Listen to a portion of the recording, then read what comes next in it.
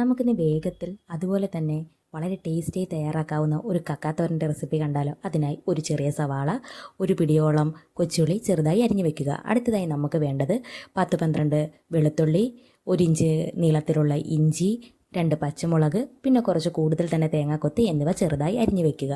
ഇതിനകത്ത് നമ്മളെല്ലാം അരിഞ്ഞ് തന്നെയാണ് കേട്ടോ ചേർക്കുന്നത്, തോരനായിട്ടാണല്ലോ വെക്കുന്നത്. പിന്നെ നമ്മൾ നല്ലതുപോലെ കഴുകി വൃത്തിയാക്കി വെച്ചിരിക്കുന്ന കക്കയിലേക്ക് ഒരു 1/2 സ്പൂണോളം മഞ്ഞൾപ്പൊടി, ഒരു 1/4 സ്പൂണോളം കുരുമുളക് പൊടി, ഒരു 1/2 സ്പൂൺ തന്നെ ഉപ്പും ചേർത്ത് നന്നായി തിരുമ്മി വെക്കുക.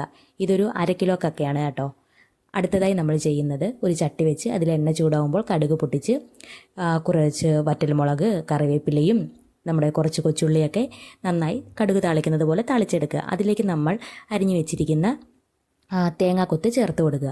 അതൊന്ന് വാടി വരുമ്പോൾ അതിലേക്ക് ഇഞ്ചിയും വെളുത്തുള്ളിയും അരിഞ്ഞു വെച്ചത് ആഡ് ചെയ്ത് കൊടുക്കുക. അതും ഒന്ന് വാടി വരുമ്പോൾ അതിലേക്ക് നമുക്ക് പച്ചമുളക് ചേർത്ത് കൊടുക്കാം.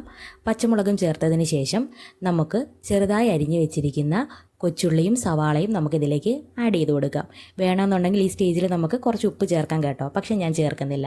ഇത് നന്നായിട്ടൊന്ന് വാടി വരുമ്പോൾ അതിലേക്ക് നമ്മൾ തിരുമ്മി വെച്ചിരിക്കുന്ന കക്ക ഇട്ട് കൊടുത്തതിന് ശേഷം അതിലേക്ക് കുറച്ച് ഉപ്പ് മാത്രം ഞാൻ ആഡ് ചെയ്യുന്നു, കാരണം കക്കയിൽ നമ്മൾ കുറച്ച് ഉപ്പ് ചേർത്തയാണല്ലോ. എന്നിട്ടൊരു 10 മിനിറ്റോളം വേവിക്കാൻ വെക്കുന്നുണ്ട്. ഇനി നമുക്ക് അരപ്പിന് വേണ്ടിയിട്ട് ഒരു 1/4 മുറിയോളം തേങ്ങ തിരുമിയത്, അതിലേക്ക് കുറച്ച് മഞ്ഞൾപ്പൊടി, ഒരു 2 സ്പൂണോളം മുളക് പൊടി, ഒരു നുള്ള് ജീരകം, ഒരു നുള്ള് പെരുംജീരകം എന്നിവ ചേർത്ത് നന്നായി അടച്ചു വയ്ക്കുക.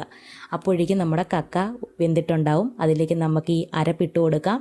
അരപ്പിട്ട് കൊടുത്തതിന് ശേഷം ഒരു 2-3 മിനിറ്റ് നമ്മൾ ഇളക്കൊന്നും വേണ്ട, അല്ലാതെ അങ്ങ് വെച്ചിരുന്നാൽ മതി. അതിനുശേഷം നന്നായി ഇളക്കി അരപ്പും കക്കയായിട്ട് നല്ലോണം മിക്സ് ചെയ്തെടുക്കുക. അപ്പോൾ വളരെ ടേസ്റ്റി ആയിട്ടുള്ള, എന്നാൽ പറയുന്നതിന് മുന്നേ നമുക്ക് തയ്യാറാക്കാൻ പറ്റുന്ന അടിപൊളി ഒരു കക്കാത്തോരൻ തയ്യാറായി. എല്ലാവർക്കും ട്രൈ ചെയ്ത് നോക്കാം.